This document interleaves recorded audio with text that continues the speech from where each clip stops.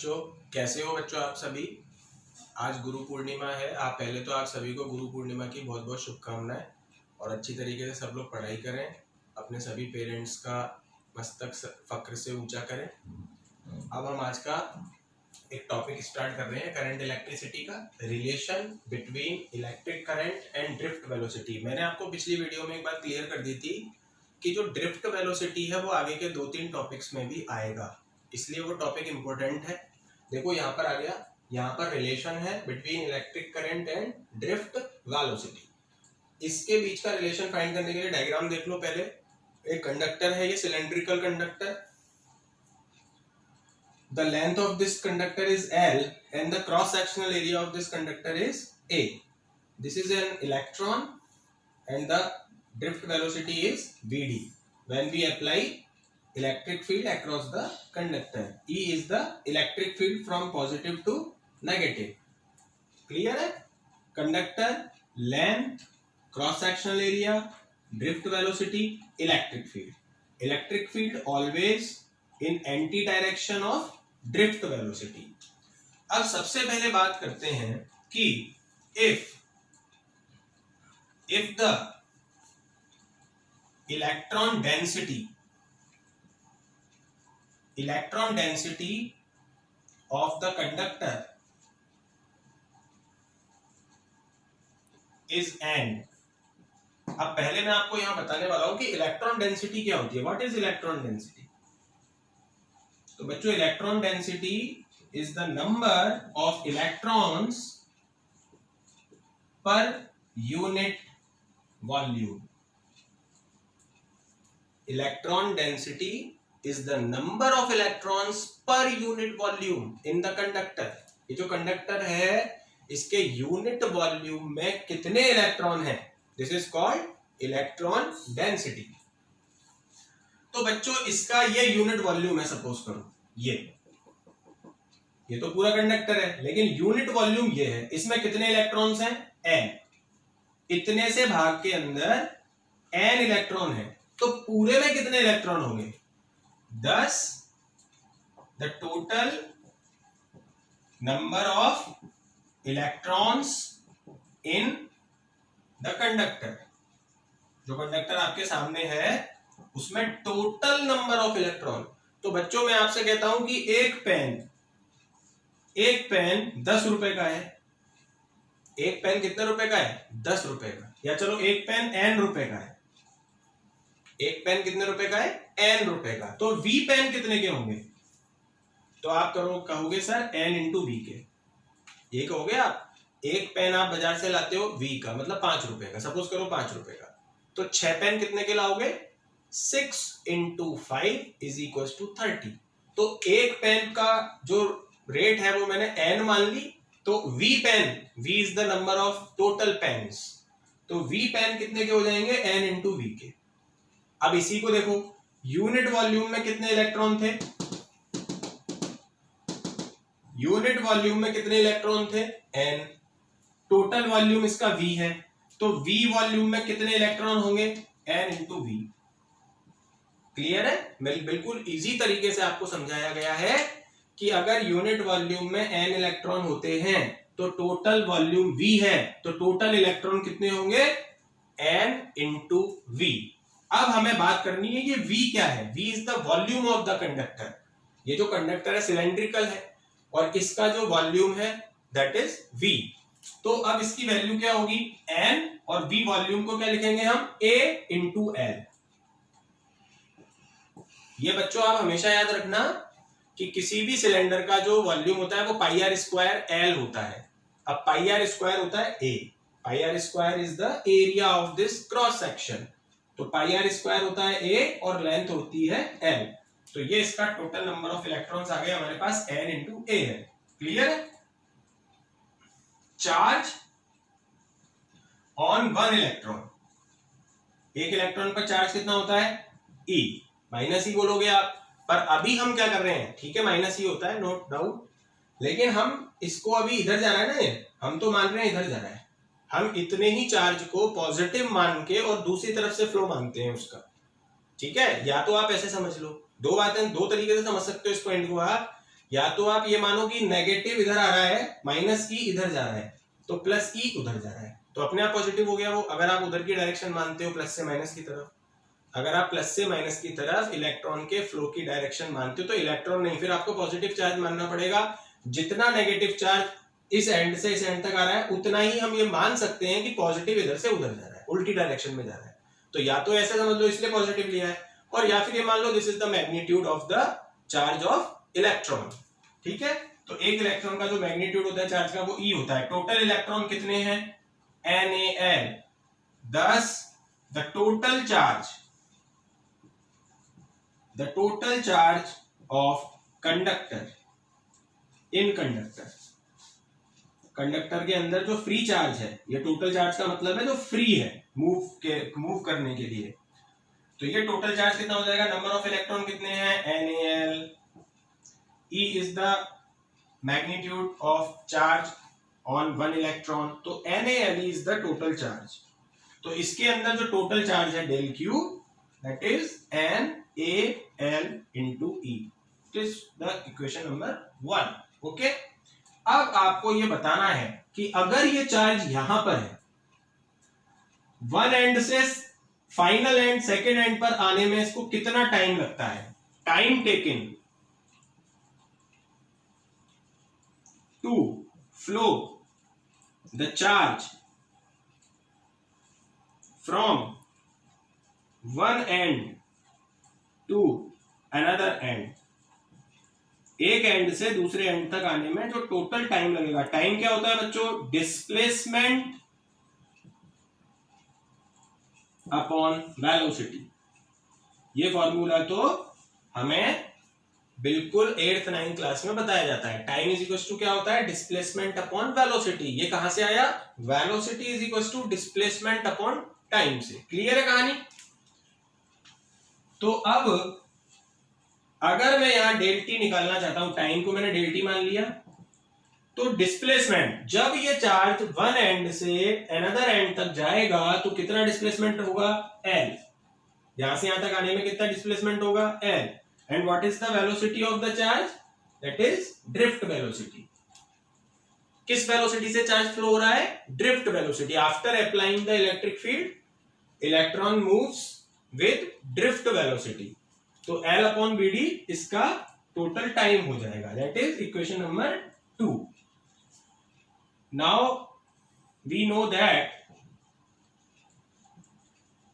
Current I is equals to charge upon total charge upon total time taken।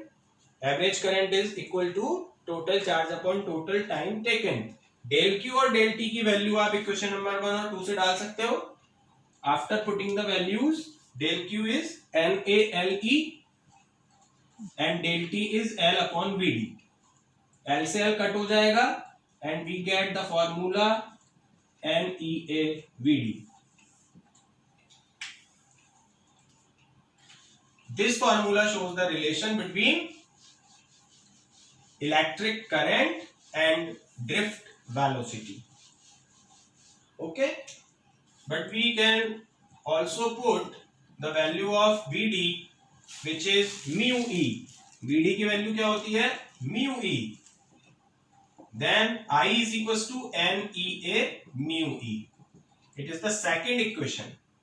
This equation shows the relation between I and mu, mobility। mu is the mobility।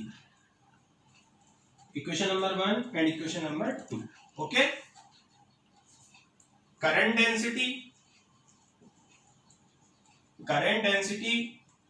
J is equals to I upon A। Current density का formula आपको मालूम है, J is equals to I upon A। तो इस J के भी दो फॉर्मूले फाइंड हो सकते हैं। I का पहला अगर ये फॉर्मूला डालते हो NeaVd, ये I का फॉर्मूला यहां से इक्वेशन नंबर 1 से डालते हो और A को डिवाइड करते हो, then we get J is equals to NeVd। और अगर ये सेकंड इक्वेशन का फॉर्मूला यहां डाल देते तो A से A कट होके सेकंड इक्वेशन आ जाती Ne mu e। This is the relation between J and Vd, equation number 3। तो ये बच्चों हमें जो डेरिवेशन हमें बताया गया है, ये डेरिवेशन हमें ये सिखाता है कि इलेक्ट्रॉन की जो ड्रिफ्ट वेलोसिटी होती है और जो करंट होती है वो आपस में किस तरीके से रिलेट करती है। क्लियर है कहानी सारी? तो इस डेरिवेशन को आप बहुत इजीली देख सकते हो। ये ध्यान रखना, पहले आपको चार्ज की बात करनी है, फिर आपको टाइम टेकन, फिर इसको डिवाइड करके करंट। आप अगर इसको शॉर्ट में देखना चाहते हो तो डेल क्यूब निकालना पहले। Del Q is the charge of electron, total electrons, and del T is the time taken to move the charge from one end to another end, और दोनों का रेशियो कर दोगे तो ये इलेक्ट्रिक करंट हमें मिल जाएगी। तो इसका ये बेसिक कंसेप्ट है, आपसे ये पूछा जा सकता है रिलेशन वाला, क्योंकि इंपॉर्टेंट है। तो ये हमारा अभी एक टॉपिक कंप्लीट हो गया है। इसको आप अच्छी तरीके से 1-2 बार देखना बच्चों, ठीक है? अब हम आगे के टॉपिक पे आते हैं। एक और टॉपिक है यहाँ पर हमारे पास, अच्छा टॉपिक है, वो भी रिलेशन का है।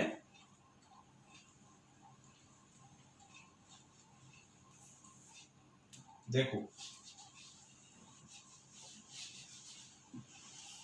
रिलेशन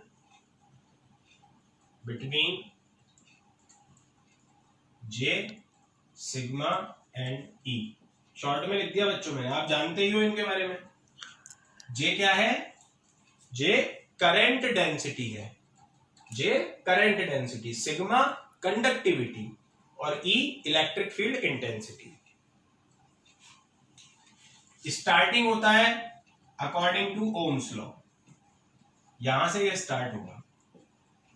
ओम्स लॉ है V is equal to I into R, और V क्या है? पोटेंशियल। पोटेंशियल क्या होता है? Electric field intensity into distance, V is equal to E into D. ये फॉर्मूला आपने पहले भी पढ़ा है। तो V इज इक्वल टू हो जाएगा E इंटू एल, करंट है I, और R हो गया रो L अपॉन ए। एक बात बच्चों मैं यहां आपको बताना चाहता हूं, इस चैप्टर में एक बात हमेशा याद रखना, बहुत सारे फॉर्मूले आएंगे, बहुत सारे, भरमार, छोटे बड़े अलग अलग तरीके के।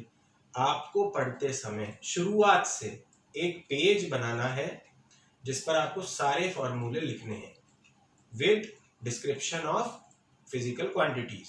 जो भी फिजिकल क्वांटिटीज उसमें आ रही है उनको बताते हुए, ठीक है? फॉर्मूले शुरू से लिखते जाओ, याद करते जाओ, कब कौन से फॉर्मूले का यूज हो जाएगा ये आपको पता भी नहीं चलेगा। तो इसलिए आप क्या, फॉर्मूले इसके अच्छी तरह, अब देखो यहाँ 2 फॉर्मूले लग गए, V E into L, R rho L upon A, तो जगह जगह छोटे छोटे फॉर्मूले लग जाते हैं। तो ये फॉर्मूले आपको याद होने चाहिए, न्यूमेरिकल के पॉइंट ऑफ व्यू से भी और डेरिवेशन के पॉइंट ऑफ व्यू से भी। सारे न्यूमेरिकल, और कुछ भी कोई बड़ी बात नहीं है, जितने फॉर्मूले नए आए उनको एक पेपर पर लिखते जाओ, और लास्ट में उन सबको लर्न कर लो अच्छी तरीके से। तो ये हो गया हमारे पास। अब मैं I अपॉन ए को तो अलग लिख देता हूं, I अपॉन ए, एल से एल कट हो जाएगा, ये rho 1 upon rho into E. Clear है? I upon A 1 upon rho into E. I upon A को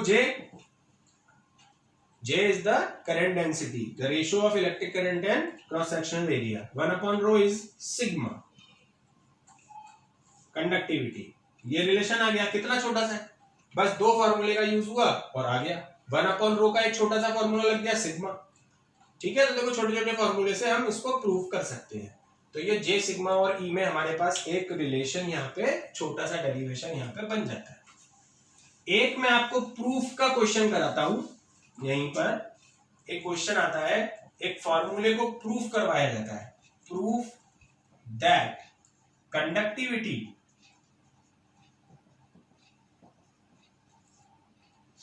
इसमें ये कंडक्टिविटी को प्रूफ कराया जाता है कि sigma is equal to N E square tau upon N, इस फॉर्मूले का प्रूफ। और ये फॉर्मूला आगे बहुत ज्यादा इंपॉर्टेंट है, ये बहुत कुछ बातें आपको बताएगा कि कंडक्टिविटी कैसे इंक्रीज होती है, कैसे डिक्रीज होती है। तो उस बात को समझना है मेन, और उसको समझने से पहले इस फॉर्मूले को निकालना है। क्लियर है? अच्छा, जे का फॉर्मूला आपने पढ़ा था NeVd, आप अभी पिछले टॉपिक में देख लेना, J is equal to NeVd, और Vd का भी पढ़ा था, Vd drift velocity E by m into tau. देखो बार बार अब क्या हो रहा है, कभी कोई फॉर्मूला यूज कर रहे हैं, कभी कुछ। ये कब समझ में आएगा? जब आप सारे फॉर्मूले को एक पेपर पर लिख लोगे। और है कुछ नहीं, अभी 4-5 फॉर्मूले आए हैं आपके सिर्फ, लेकिन वो इधर उधर घूमेंगे सारे। तो ड्रिफ्ट वेलोसिटी का formula E by m into tau. अब मैं क्या करता हूं, कैपिटल ई को बाहर और बाकी सब अंदर, कैपिटल ई बाहर बाकी सब अंदर। अब ये जो ब्रैकेट के अंदर है ये सारी क्वांटिटी एक कांस्टेंट बन गई हैं। देखो and electron density which is a constant for a conductor, E charge on electron, tau relaxation period, M mass of electron, ये सब कुछ क्या है constant. E is not a constant quantity, क्यों? क्योंकि ये एक्सटर्नल फील्ड है। ये तो आप लगाओगे, आप 2 वोल्ट की बैटरी लगाओ, 10 वोल्ट की लगाओ, 20 वोल्ट की लगाओ, ये तो आप पर डिपेंड करता है। तो ये कांस्टेंट नहीं होता किसी कंडक्टर के लिए, क्योंकि ये एक्सटर्नल फील्ड है, इसको आप अप्लाई करते हो। अब आप कितने भी वोल्ट का एक्सटर्नल फील्ड लगा सकते हो। तो ये जो कांस्टेंट है इसको एक कांस्टेंट मान लिया जाता है sigma, sorry, but we know that, इसको नहीं मानेंगे हम, तो सिर्फ ये लिखेंगे, but we know that J is equal to sigma E. ये फर्स्ट इक्वेशन, ये सेकंड इक्वेशन, इनको कंपेयर कर दो, कंपेयर इक्वेशन नंबर 1 एंड 2। तो जब आप इनको कंपेयर करोगे तो ऑटोमेटिकली देखो J E ये तो आ रहा है, जो बचा कुचा है वो सब क्या है sigma n e square tau by m। हो गया प्रूफ, यही फॉर्मूला में प्रूफ करना था, HP हेंस प्रूफ। ठीक है, तो कंडक्टिविटी का ये फॉर्मूला प्रूफ हो चुका है, बहुत इजीली है। देखो सबसे पहले करंट डेंसिटी का फॉर्मूला, फिर ड्रिफ्ट वेलोसिटी का फॉर्मूला, फिर E के अलावा बाकी सब ब्रैकेट में J is equal to sigma E से इसका कंपेयर किया, सिग्मा आ गया n e square tau by m। आपसे एक फॉर्मूला और भी प्रूफ कराया जा सकता है रेजिस्टिविटी का, इसको भी थोड़ा सा यहाँ समझ लो। Rho is equal to 1 upon sigma, आपको पता है रेसिप्रोकल होते हैं, जो रेजिस्टिविटी है वो कंडक्टिविटी का रेसिप्रोकल है, तो इसको रिवर्स कर दो, m ऊपर चला जाएगा, n e स्क्वायर टो नीचे आ जाएगा। तो हो सकता है ये भी प्रूफ करा ले। अब यहाँ प्रूफ की जगह कंडक्टिविटी की जगह क्या दे दे रेजिस्टिविटी, और ये फॉर्मूला प्रूफ करा ले, तो पहले सिग्मा निकाल लो, सिग्मा का रेसिप्रोकल कर दो, रो आ जाएगा। तो इस तरीके से बच्चों कोई भी टॉपिक आपसे पूछा जा सकता है। 3 टॉपिक, तीनों मोस्ट इंपोर्टेंट, इनको लिख लिख के लर्न करना है, फॉर्मूलों को एक पेज पर लिखते हुए जाना है, अगर टीचर की बात मानोगे, क्योंकि हमें पता है कहाँ बच्चा अटक सकता है, इसलिए आप इसको पेपर में फॉर्मूले शुरू से 3rd चैप्टर के लिखते रहो, करंट इलेक्ट्रिसिटी के। ठीक है, ओके, गुड बाय।